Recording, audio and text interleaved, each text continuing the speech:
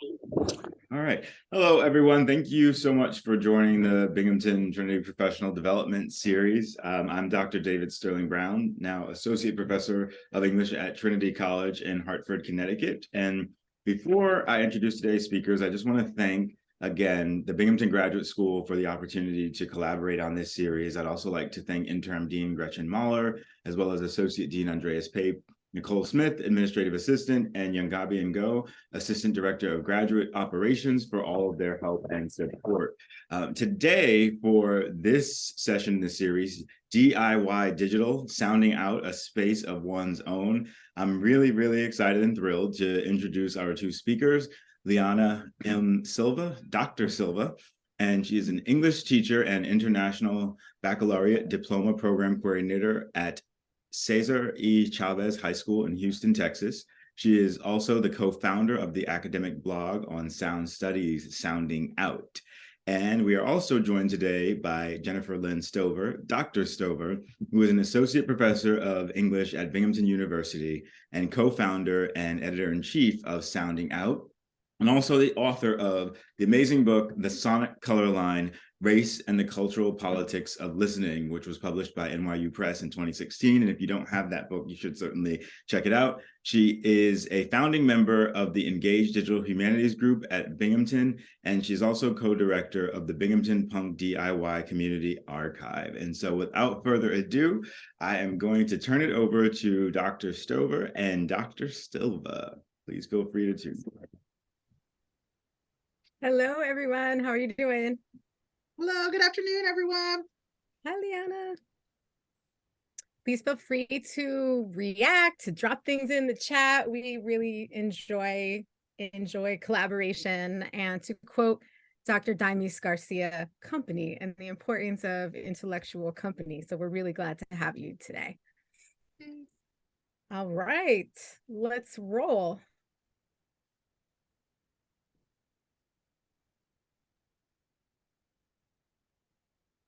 All right. So today, the purpose of our chat today, I feel like talk sounds a little too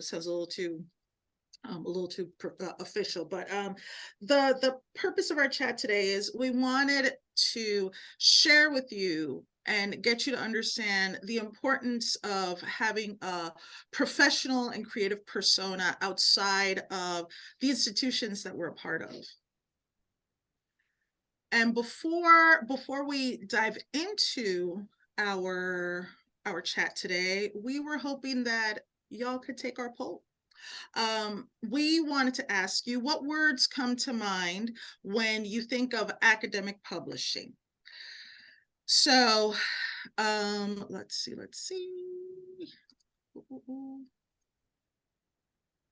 Oh, that did not work out. Okay. So let's, Jennifer, if you could drop the link in the chat, so that way we could show the. Yep. You're going to need the link and the code. And yes. There we go. Ooh, I can't wait to enter some things in here. You're like, ooh. Yay. It did not like that. So because we are an academic blog, or Sounding Out is an academic blog, we wanted to start out by asking you folks, so what words come to mind when you think of academic publishing?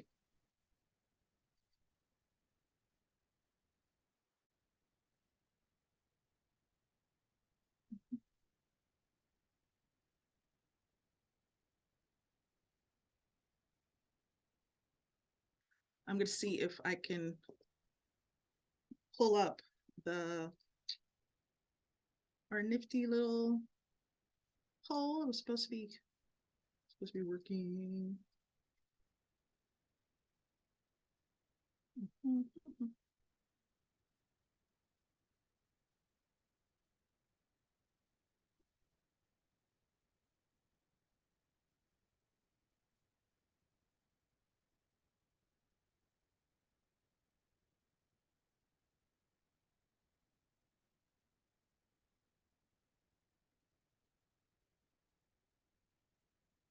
Okay, I'm about to pull it up, Jenny. Okay, I'm gonna stop adding stuff in there. You're like, I'm gonna stop adding. I love this. All right. Yeah, let's see what we got.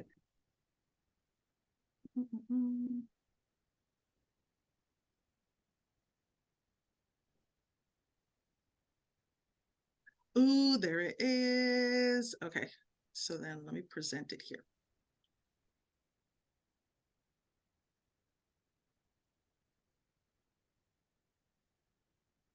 I'm going to pull up the other screen.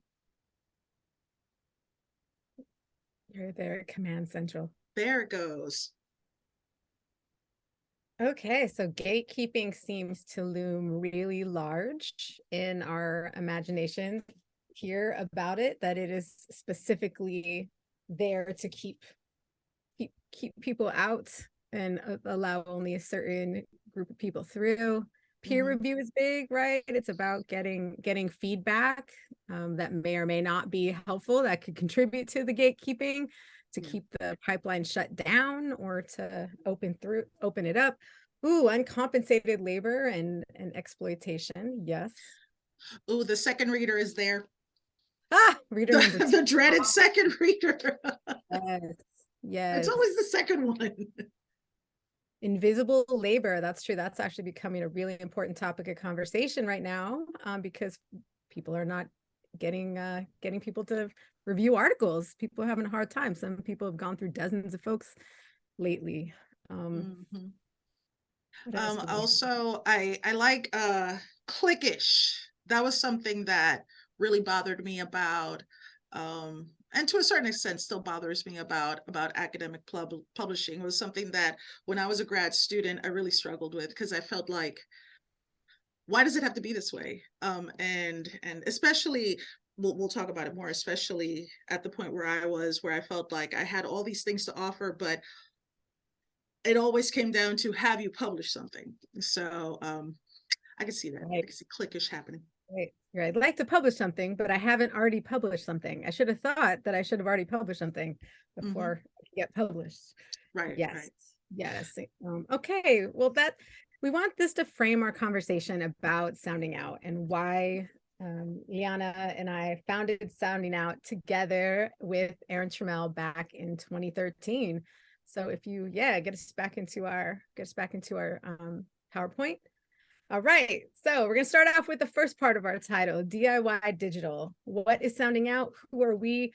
How and why, did we form in relation to the academic publishing industry? We're not a replacement for, but we're, I think, a very different model of how to do it, and one that is guided by us, the collective. So we're an online platform for publishing and sharing research, thinking, art, experiences regarding the influence of sound and listening on culture and everyday life, and vice versa, how culture and everyday life impacts sound and listening practices, with a special emphasis on power and social justice. So we were founded in 2009 by the three people you see here. Hang on, I'm going to drop the link in the chat in case you guys want to play around with Sounding Out. I'm Jennifer Stoever, editor-in-chief. David introduced us, so I don't need to go back through that. I'll actually put the link in there to the Sonic color line. And I'm the editor-in-chief of Sounding Out. Liana Silva is the managing editor. There she is. And Aaron Trammell, who is also a former student here at Binghamton. Aaron received his MA in comparative literature in 2013. Then Aaron went on to Rutgers, and now he is associate professor of informatics at UC Irvine. He was just recently celebrating the release of 2 books that, like the Sonic color line, are really interrelated to the kind of work he's been doing on Sounding Out all these years. Repairing Play, A Black Phenomenology from NYU Press, and The Privilege of Play, A History of Hobby Games, Race, and Geek Culture.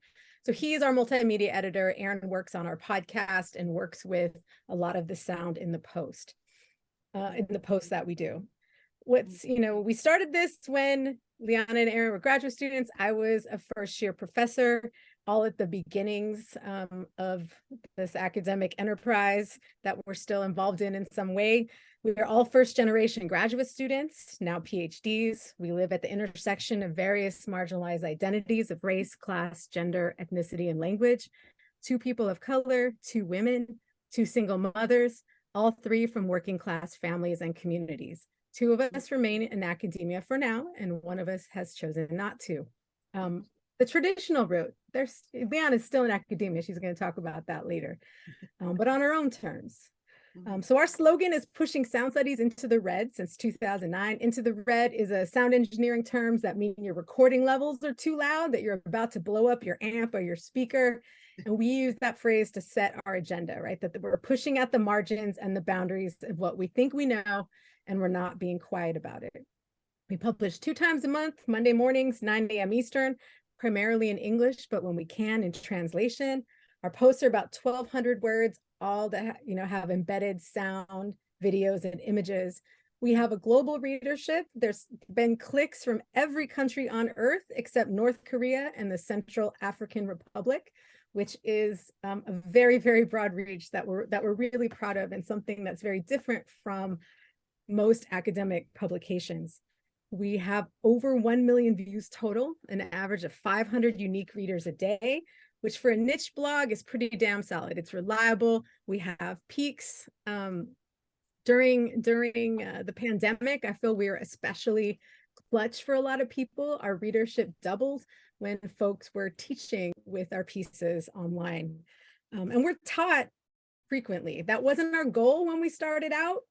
And we don't feel it necessarily legitimates what we're doing. The work legitimates what we're doing, but just this year alone, we've been taught some of our pieces in over 260 colleges and universities around the world. We wanted to intervene in how sound studies is taught right at the beginning, how people think of sound studies. But at the same time, we also wanted to be read by members of our families and local communities who were wondering what it is we were doing and why we were so far away and why we couldn't attend so-and-so's wedding and all of those things that, we struggle with and making time for and figuring out how to live in the multiple worlds that we live in. We hang on to the name blog, even though a lot of folks in the academy have asked us to change it, that, it doesn't sound serious enough, or that they feel people don't take ourselves seriously. We take ourselves, and the blog, I feel like, more seriously than absolutely anything we do. But we're deliberately challenging the gatekeeping of academia. We like the way that blog signals accessibility of tone, accessibility of the free and open access. We belong to the Radical Open Access Collective. And also that, it is not there to be that gatekeeping force.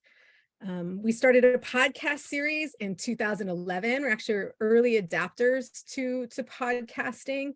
We are open format in our podcast, which means you can tune in, you can hear anything from sound walks to roundtables to collage art pieces to sound documentaries, mixtapes. Sometimes another podcast like Locator Radio will make a special episode for us that's about sound. We love using the blog as a form of networking and collaboration, and networking not in the sense of like trying to come up, but actually reaching out and connecting. That's ultimately why we founded Sounding Out, because we wanted the 3 of us to stay connected. We're not just nonprofit, we're negative profit. We fund it ourselves. We have received no grants, no ad money, no course releases, not even credit toward tenure promotion. But what we've gained from it, and the way that it has allowed us to enter the fields that we work in and transform the fields that we work in much earlier in our careers than traditional academic publishing would allow, and much broader of an influence. That's key. It's also allowed us to operate independently and without any one institution taking ownership of what we're doing, censoring us because of academic branding, et cetera, et cetera. It also means none of us is paid directly for this work. Yesterday, I don't know if you guys went to the thing to this yesterday, but I did, and I was really into thinking about equity and kind of what equity that Sounding Out provides for its writers, its readers, and for us. And thinking about if equity is a form of ownership or of buying in actual money, the kind of equity that we have in Sounding Out is sweat equity. Literally, like it's the kind of ownership you take through putting in work instead of financial gain. We like to think of it as sweat equity that we've gained on the dance floor, right? Where you're performing in and for the company of others.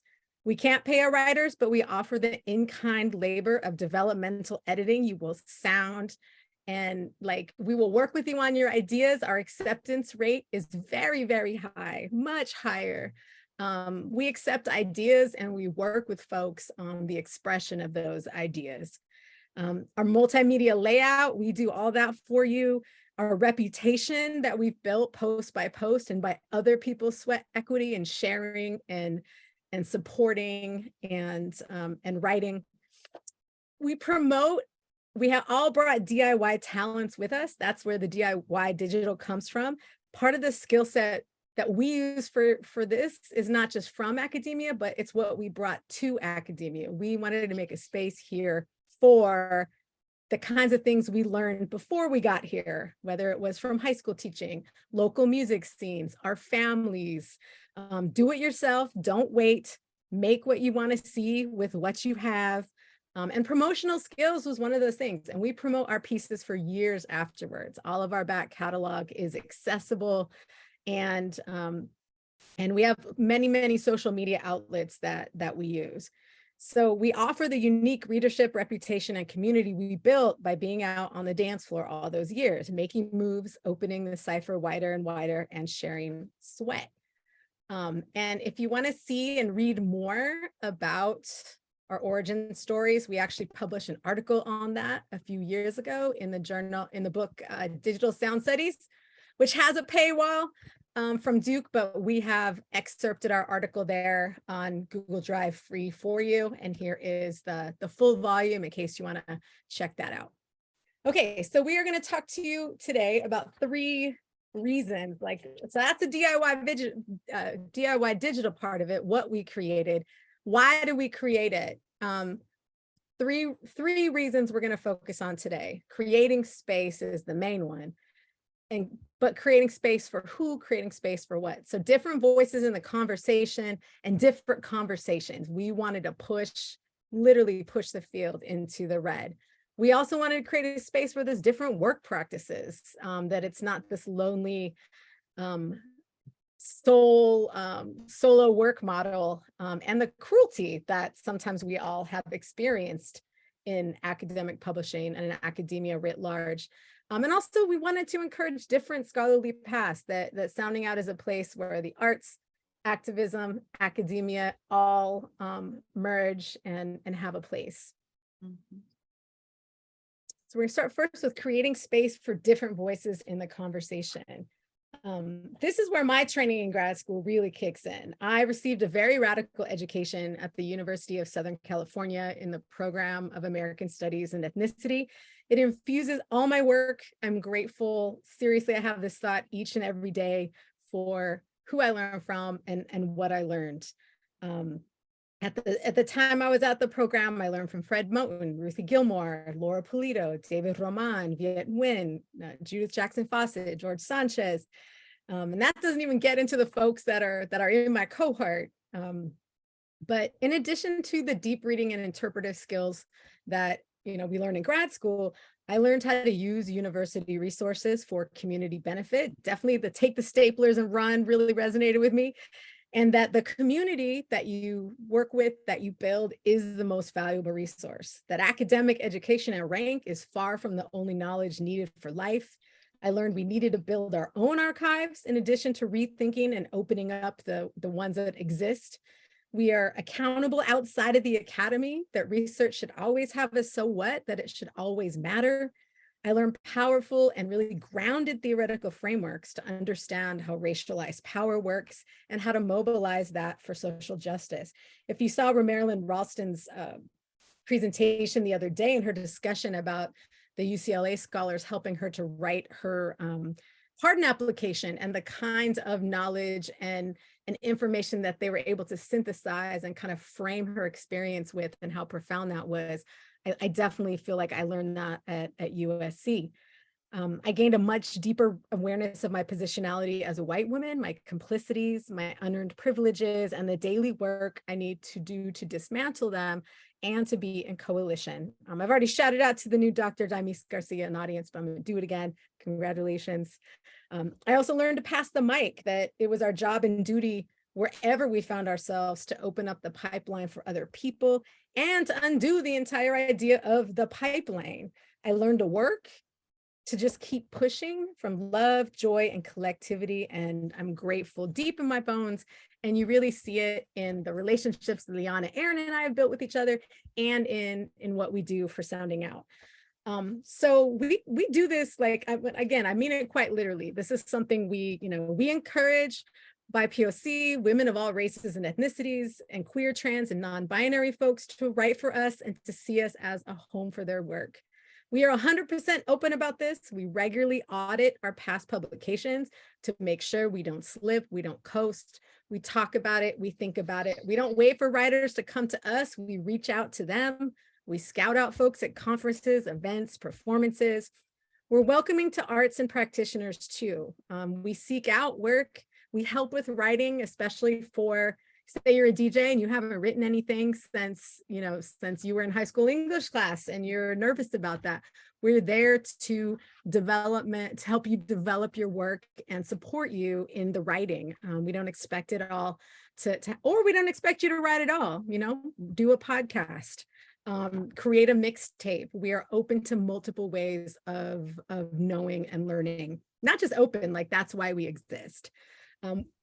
We, have an accessible tone and relevant writing. We never assume readers will find anyone's work intrinsically interesting, which is something sometimes academics are really shocked when I say, well, why, give our readers a buy-in. We want anyone interested in sound to be able to read this and find one thing interesting about it.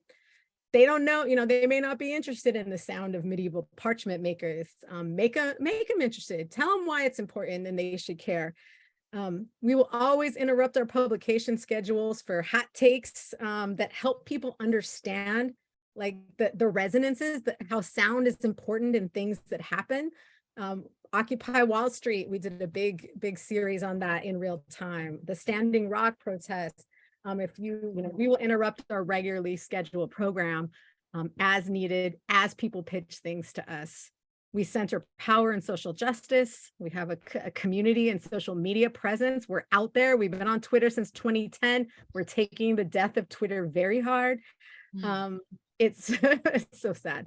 Part of the blog, it's not a side project. Like the community on Sounding Out is the most important part. The blog is a function of that. So Sounding Out kind of exists between all these spaces. And increasingly, global reach, a readership and writership, and that is something we're always connecting and pushing on. And we don't do that just so we have the same conversation. We want space for different conversations. When we started, sound studies was kind of being touted as like the new kind of democracy of the senses, that because our ears are always open and we take in all these sounds, that it's like an automatic remedy to how vision is divisive. And it was centering only white and Canadian thinkers, primarily men, looking only at the 1970s as the start to this kind of work, was not representing the very exciting work and the very thoughtful work, particularly coming from American studies and ethnic studies about sound, and the much longer timeline, say in African American studies, of thinkers that have been talking about sound in very critical and important ways long before the 1970s. So we really, these are two great examples of the kind of thing that we cultivate here. And I'll put a link to our longer editorial statement if you want to check that out. The first piece on the left there is by Inés Casillas. It is our #1 post of all time, speaking quote unquote Mexican and the use of mock Spanish in children's books, or do not read Skippy John Jones. Inez, this piece has been cited by movements to stop using this book in school curriculum. It's one of the only books on banned books weeks you'll see that's there because of racism, not because of because of its racism, not because of the racism of the people banning the books or the homophobia, transphobia. This has been cited in Education Week. It's on the Wikipedia page for Skippy John Jones, which is, I don't know, that's it for me on that. The other piece, the second piece there is Regina Bradley's Death Wish mixtape, sounding Trayvon Martin's death. We met Regina on Twitter, and Regina became one of our regular writers. And, she knew that she needed to say this. We're happy to give her a venue to do that.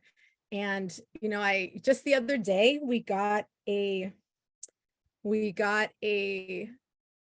someone pitching an idea to us that was about something they're calling sound soaking playlist therapy for Black healing, and in dialogue with this piece. So this piece was from 2012. It's really shifted how people think about the consumption of hip hop and about the videos of Trayvon Martin, or not the video, but the audio. And that is really powerful to us. So this is the kind of work that we want to see out there that directly impacts the world and thinks about how sound's important in everyday life. So the second thing that we do is we're interested in creating space for different work practices. Like Jenny mentioned earlier, we all three of us came from working class backgrounds, and we were interested in building something that allowed us to reimagine what those work practices could be, right? So now there's a lot of talk of quiet quitting and boundaries, which is very important. But for working class folks, this has been a conversation for a long time. And so it was important for us to be mindful of what it meant to bring ourselves to work, right, Jenny? Yes. One of my favorite compliments about that was Andre Carrington, when he's a professor at UC Riverside now in English. He wrote Speculative Blackness. Then I came to visit him at Drexel, and he was telling his class about receiving emails from Sounding Out. And he's like, I love your emails because they're loud, they're passionate. Like, there's exclamation points, there's caps, there's enthusiasm. Like, we're always picking up a conversation, and that that does come through in the kind of way we approach people, and in the cultivation of that was really wonderful. Like, yeah, we'll fully encourage you to use multiple exclamation points in your work. We didn't want to invent the kind of same old exclusionary workplace that stifles ourselves and stifles ideas and doesn't allow for difference, that doesn't allow for that kind of exhalation when you come to what you're doing. And part of why Sounding Out was important for the three of us to build was we were already in that space. We were already in college classrooms. We were already in the doctoral training. We had plenty of that, right? We had plenty of classrooms where being loud and using exclamation points were looked down upon, right? Or seen as a professional. Wearing red lipstick to work was seen as, and it still is, like, even though it sounds wild, there's still a lot of respectability politics going on. And so for us, it was important to create the workplace, or be the workplace that we wanted to see, right? So like Jenny mentioned earlier, the developmental editing, that was something I didn't even know that there was a word for that until a couple of years into working on Sounding Out. And Jenny shared with us, she's like, I think I found I think I found the word for what we're doing, which is developmental editing. And that really, that took off for me because it gave me a language to talk to people about one of my skills, which was, and it still is, right? I could see a piece, a rough draft, and it doesn't freak me out. It's very useful as an English teacher, but in general, it doesn't freak me out to see somebody's work, half-baked ideas. I can, we are enthusiastic about people's half-baked ideas. We're happy to see that work to the finish line, whether it's 2, 3 drafts, and that the idea of that sounds scary, but it doesn't scare us. And so we wanted to be that space for other people, because we knew that what we were seeing around us outside of Sounding Out was not doing that. Yes. And for us, like writers and creators hold copyright. You can reprint anytime, however you like. We do ask and hope that you would put a footnote in there about the folks that edited your piece, but that's really ultimately is up to you. And that's very different. That yesterday, talked about the importance of that, and your knowledge about that. And we also offer transparency about our process. Really, we have the chat open, so ask us anything about anything we do. We want to proliferate more of this, not corner the market of it and all that kind of capitalist language. Like, we started this so other folks would start doing it too. We always join rather than compete. That's how we grow and learn, and continue to find more people that are doing exciting work. And speaking of transparency and training, this is Oswaldo Oyola, Dr. Oswaldo Oyola, also of Binghamton PhD, who was a regular writer for Sounding Out when we first started.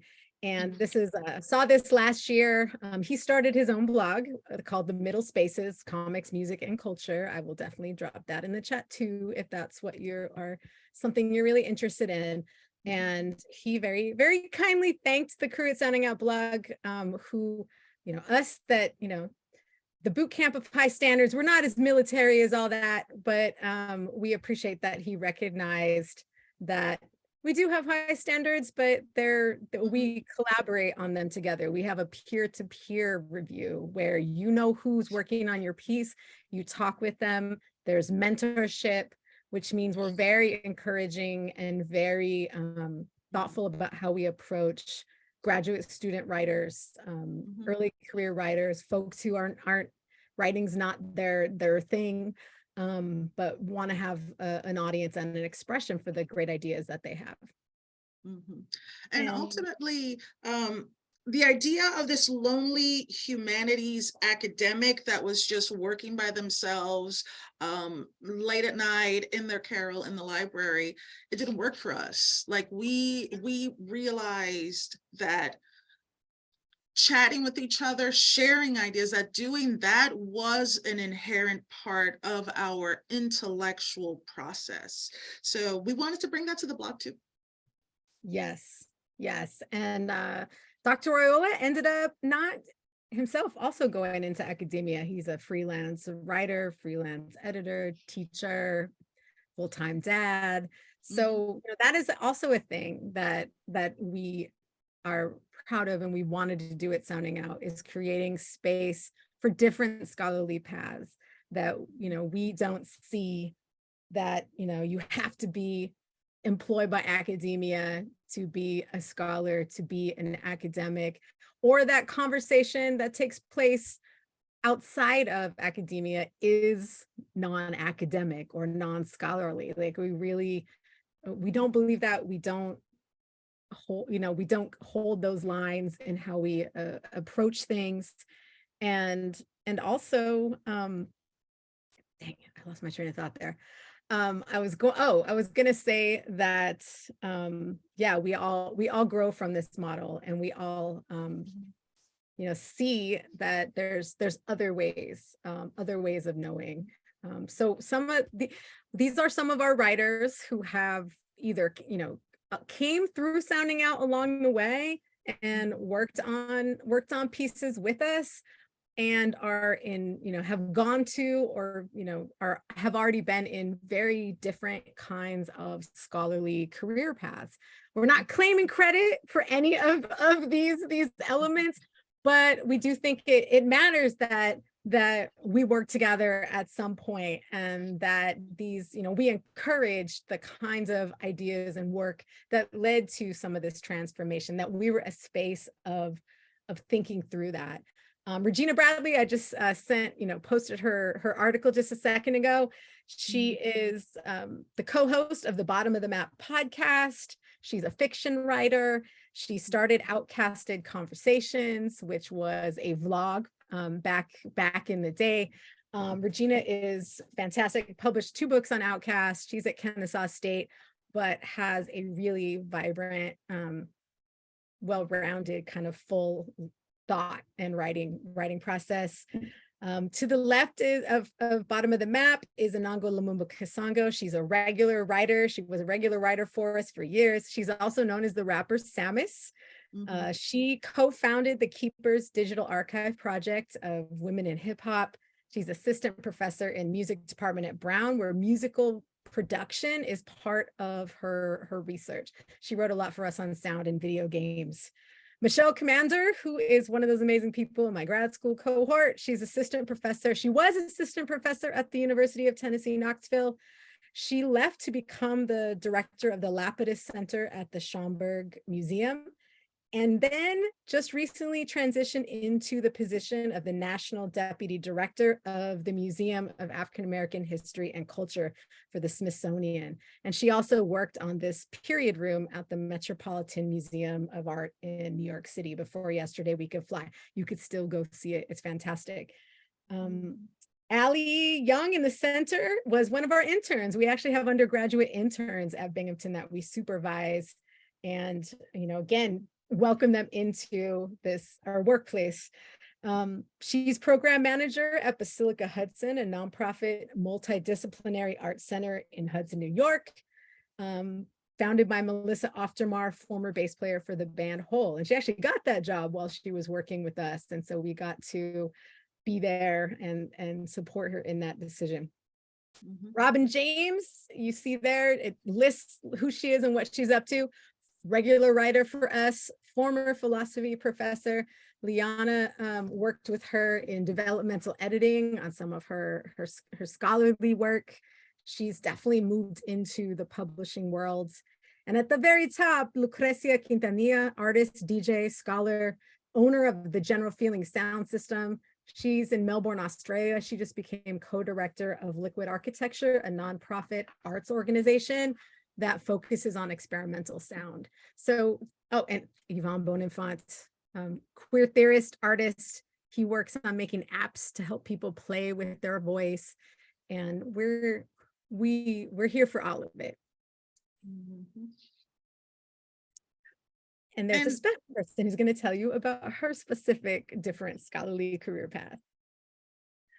The interesting thing is that the last slide shows how Sounding Out has made way for, has helped made way for a lot of the different pathways, the different career pathways that our writers have had. But for me even, and we thought it would be relevant because I am a BU grad, right? A master's and PhD. How important the blog has been for me to develop professionally, right? So from 2009 to 2015, I was doing a lot behind the scenes in terms of Sounding Out, mostly editing other blog forums, working with writers. It was a lot of behind the scenes work, a lot of behind the scenes editing work, right? And so one of the things that I learned as I was working, or as I was engaging with the work on Sounding Out, was to develop not just as an editor and as a reader, but also as a writer. So I got to engage with a lot of other people's work, but that in turn helped me think more about my relationship to sound studies. To be honest, my relationship to sound studies started out in pop music. So every time Jenny, Aaron, and I would get together, I'd inevitably bring up something that had to do with music. And one of the things that I learned the hard way was there's such a big world of sound studies outside of pop music. And so it was important for me engaging with other people's work to develop as an intellectual that way. But with this forum that I edited on gendered voices, it helped me find a way into basically writing what I wanted to write, which was personal essays that had some sort of research component, right? It was the thing that ultimately I wanted to do with my dissertation, but I couldn't. The intro to my dissertation, Sounds of Homemaking, is essentially was one long personal essay until my dissertation advisor said, yeah, but we need a lit review. But aside from that, it was the kind of work that I felt that I constantly wanted to do, and I couldn't find the place to do it. And so it wasn't until I came up with this piece, As Loud as I Want to Be, that I felt like I had finally found my voice as a writer, right? And so at this point, I'm glad to say that it's currently number 14 of all time on the Sounding Out Post, right? And it was an important essay because it was a reflection upon my position in the academy, and also how it intersects my work, right? I got to talk a lot about, or in the post, I got to talk about what it meant to be loud, essentially, what it meant to be a loud woman in academia. And the piece ultimately was a pivot point for my development as a scholar, as an intellectual. So for someone like me, right, someone who's went to grad school, got a PhD, the quote unquote traditional tenure track route, where do we go from here, right? So I didn't pursue an academic career, but this is where I am. I do have an academic career for a long time, and Jenny has been there to see my development from baby grad student to grown professional. I was always struggling to figure out what it meant to be an academic, because I was always trying to find someone who was in my position, right? I had tenure track dreams, and after a certain point, I realized that there were a lot of things that I wasn't willing to give up because I couldn't, right? I had a newborn, I had a new job, I was in a new city. And so I really had to make up a lot of things as I went along. So I went from trying to do all the right things as a young grad student to creating the career that worked for me, right? So I went from being a grad student, and here my doctoral hooding ceremony, 2012. From being a graduate student, I've gone to being a managing editor for Sounding Out, editor-in-chief of a professional publication, Women in Higher Education. Freelance editor, I still do freelance editing, freelance developmental editing, which for all of the talk of developmental editing is a pretty niche area of editing, right?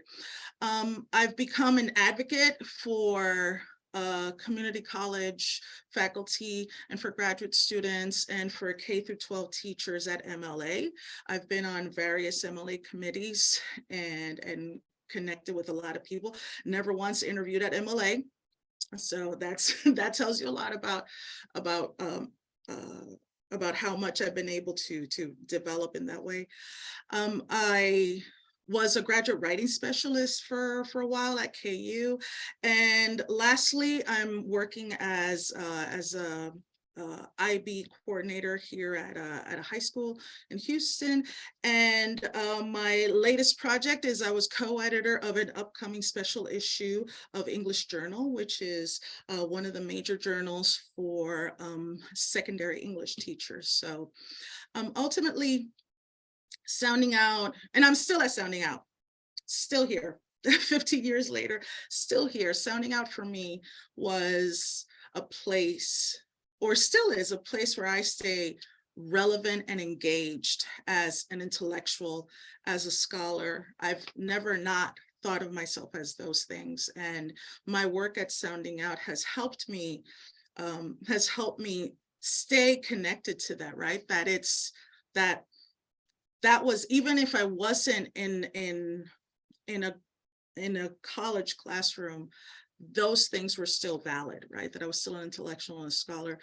But ultimately, it was the place where I polished my professional skills, right? My grad program at Binghamton helped me develop as an intellectual. All of the courses, all of the readings, all of the intellectual work, my field exams, my dissertation, it helped me develop as an intellectual. But Sounding Out is ultimately where I practiced it and where I polished it. And that's one of the reasons why Sounding Out is so important to me, right? That when we talk about D.I.Y. digital, this is a place where I learned to do it from the ground up, and I was only able to do it with the support of Jenny and Aaron. So, yeah. Jenny, anything else you'd like to add about where we go from here?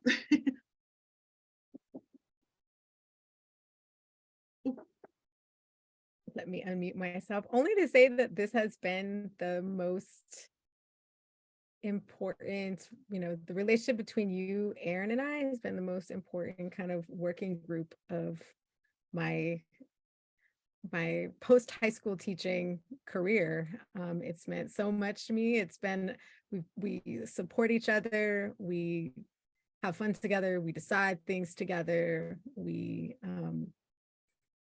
for a while, people used to call us the hive mind. Now everyone's a hive mind and Zooming and keeping track of all these different things. But we used to be sometimes tweeting with each other while we were writing a Google Doc and texting. And, that is, really, really important. And that's a skill to foster, to, survive life in the long term, let alone academia. So thank you. It's been a joy to work with you. And so, yeah, I think this is the part where we move on to the Q&A. I know that some questions have come up in the chat. Maybe y'all would like to unmute yourselves, but yeah, we still have some time for questions about what it's like on this side of Sounding Out. There was a question about language. We are primarily in English. There have been a few posts where we have worked on translation. There was the post about protests in Quebec, where we published in English and French. We actually ran the French first and then the English. There was a post about Latino immigrants in the Southwest that we published in Spanish. That is something we will fundraise for and make sure that work gets translated. But right now we're primarily in English, at least on the writing, but there have been podcasts that have been in multiple language, including Indigenous languages. The second question was, where have we seen the blog exist and be used in? Honestly, all over the place. That's been amazing. It's cited a lot in print publications, but there was one time at Cornell where I was there to watch a presentation by a very, very cool artist. It's going to take me a second to kind of get it. I want to get her last name right. Well, I'll say mysteriously, a very cool, very well-known artist. And she was giving a presentation, and my kid was next to me. He was about 4 or 5, and he had his little headphones in because, that's what you got to do. And so he was watching his stuff, and he looked up, and she actually had Sounding Out. She's like, oh, let me talk to you about this stuff with bird sounds. And she put Sounding Out up there. And Martin happened to look up and goes, Mommy, that's your blog, at top volume, because he had his headphones on in the quietest academic room ever. It was fantastic. So, it's been from things like that, which would totally be a surprise. People teach with it. We've seen it, linked to in news stories. That has been, we really do see it all over the place and cited on Wikipedia. Liana, we got a question about running the blog, and is it costly or not? Well, firstly, we run on WordPress. We run on WordPress.com, to be honest. We did try once upon a time to move to WordPress.org because we thought it was the right thing to do, right? Because we have so much content that lives on the blog. Erin and I tried to learn how to manipulate WordPress.org, and at the end we realized we might as well stick with what works with us, just because of our size or our reach, or just because this is what other blogs do. We decided just not to do it. So we've been with WordPress.com for a long time. We do pay for storage, I believe, right, Jenny?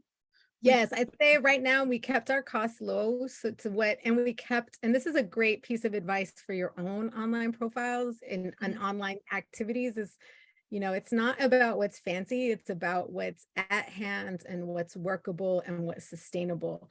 Right now, Sounding Out costs about $100 a year, and that's maintained itself. We've thought about doing a Patreon, but we're like, we already produce all this content already. I hate calling it content. We already put all this cool stuff out in the world already, and putting more out there, woo, like we're good. So we've done that. So yeah, I would say right now and a lot of people who paid for fancy things and who have their own, that stuff becomes obsolete. That stuff, we're still here when a lot of the kind of things that started around the same time with us had a big splash and then kind of disappeared. And for us, it's about continuing to be there for people and to do our work. And regarding the Patreon thing, we also realized that, as people who pay for Patreons, right? So we too sponsor folks on Patreon, or subscribe to stuff on Patreon. We realized that if we wanted to make it cool, okay? So we didn't want to just have like just a rinky-dink Patreon, but we realized that if we wanted to make it valuable for people, that meant that we would have to put in a lot more time into it. And as much as we would like to, we knew that it wasn't feasible. So that's something that I think is important that it's important for you folks also to think about when you're building these things, that just because others are doing it or just because you can doesn't mean that you should, right? Ultimately, the three of us realize we don't have the time to produce the cool stuff that we would want to see on a Patreon, right? And so we decided not to do it. So maybe one day. Maybe we'll do a Patreon. Yeah. So Jenny, David asked if we could talk about what it means to create a career that works for us, especially considering the pressure for PhDs in humanities. Yes, that is really, really important. And a lot of times it's because I think a lot of the folks that you work with as a graduate student themselves are so invested in the system that, I remember being in grad school and feeling like I couldn't even talk with anybody. And I was, like I said, I was in grad school with some pretty cool folks, but still feeling like people wouldn't take you as seriously if you talked about a non-academic option, if they knew that you weren't like 100% into it. And so I have really, worked with any graduate student that I work with about what do you really see yourself doing? What are the things that you would want to do in any career that you went in? I feel like, with Sounding Out, this is the one piece that, we all go through waves of our careers and things that wax and wane. And this is the one thing for me that is that constant that I go to, and that has always felt like someplace I want to be. And so that, I guess, is like, I don't know, I think that for the folks on here that are our future academics thinking about how to change things, because we are creating people who are fantastic thinkers who can become change agents in so many different ways. And David also asked a question about why should folks care about being change agents and using their skills in that way. I guess for me, I mean, I was a high school teacher before I came into academia, and the reason I loved being a high school teacher, but it was, underpaid. I mean, that doesn't even, exploitative would be the way to start it. No Child Left Behind meant I couldn't teach hardly any literature in my classroom at the time. There was so many inequities that I felt powerless to, I was also young, so there's something to that. But I didn't understand, like I needed to be able to have that understanding in order to really change the circumstances that I saw happening, except at a one-by-one level. But then once I got to graduate school, I was like, wait a minute, am I going to be able to do that? Do I only, do that by, and I do put my heart and soul into teaching, but I feel like too, to continue to want to exist in a very hostile, I don't know, workplace and work field in general. I don't want it to feel that way for other people, and for myself and for other people. So, I mean, why should folks, there's a million, Yeah. Well, and I think part of it, good for you. part of it is also, you have to tune into what your values are, right? Regardless of the institution. For me, I came to high school after adjuncting, after being a freelancer. I came to high school because 2015, 2016, there just weren't jobs, like just flat out. There weren't enough jobs for English PhDs, right? Especially English PhDs who didn't have a long list of academic publications. And so I saw in teaching high school an opportunity and I chose to work in a big urban district, right? So Houston ISD is the biggest urban district in Texas. I chose to come here to this district because the kids looked like me. I knew what it meant to be a public school kid. And I was fortunate enough to get a job to teach AP Literature, AP Language. I had never had that opportunity as an adjunct to just teach whatever book I wanted. Yeah, okay, let's jump on that. And eventually I became an IB English teacher, and it's led me to my position today. But to wrap things up, at the end of the day, I always tuned into, so what matters to me, and does it have to be in my job description, right? So I still work on sounding out. I still put in my time and my effort into sounding out because it matters to me and because it sustains me. And I've been able to parlay that into other jobs. But at the end of the day, the way I see it is I can be replaced. So I need to tune into what matters to, not that my job skills aren't awesome, but if I don't show up tomorrow, they'll find somebody to sub for me. So I got to tune into what matters. Yes. And I feel like some of the best compliments that I've had about sounding out will be somewhere when I will meet with the graduate student and they'll say, reading posts on sounding out, I decided to go to grad school because I saw that there's a place for me, there's a place for my work, there's a place for what I find important, the kind of way I want to reach out and think and talk to people. And that is, change on a really deep level. And we've had one last question. I see David on there. I know it's time to go. Have we I had was going to make sure that we get that question in. Okay, yes. We are actually working on a print volume called Power in Listening, the Sounding Out Reader. Our 15th anniversary is coming up. So yes, we're really hoping to have some kind of a conference and launch for that book, which will be a combination of some of our, pieces that have people really want to see a new version of, or they really want to have something, that we're hoping that this is like assign this one book. It is a lifetime. Oh my goodness, we've been through change. Congratulations. Yes.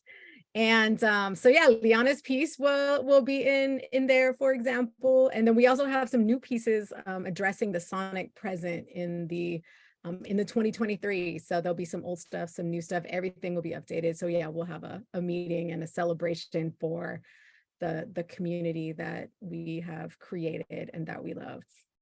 Awesome. Well, thank you both so much for this incredibly informative session. I can't thank you enough, especially for that last point about values. It is super important to stay true to your core values and also figure out what they are and know that they can change because we evolve as people. But I do want to let folks who are tuning in with us know that next week will be the final 2 sessions in this series, and they are kind of don't want to miss, not because I'm in one of them, but because Melissa Jenkins and Stuart Crabb are really fabulous folks who are going to help us think about how to develop our skill sets and also think about how to do the kind of professional development work that caters to the public humanities. So I hope folks will tune in, and thank you again, Jenny and Liana. This was such a treat. Take care. Thank you for having us. Goodbye, everyone. Good to see you.